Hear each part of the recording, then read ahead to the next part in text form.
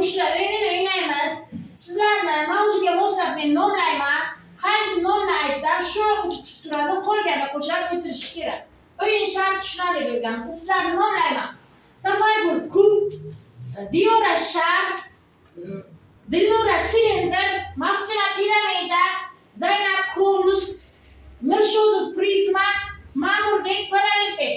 O'yin shart tushunarlimi? Men kimni nomini aytsam shu o'quvchi tik turadi, qolganlar o'tiradi. O'yinni boshladik. Silindr. Parallelbek. Kub.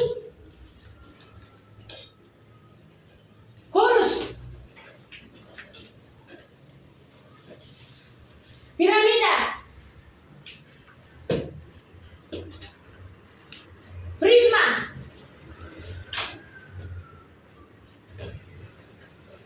Shar.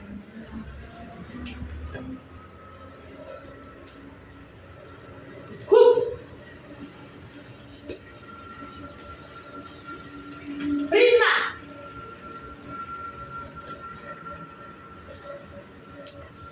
Konus.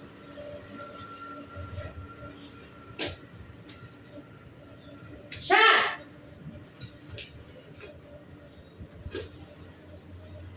Prizma. Parallelbek.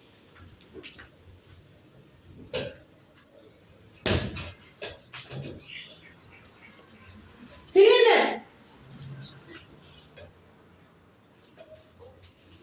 Konus. Shar. Barakalla aziz bolalar. Sizlar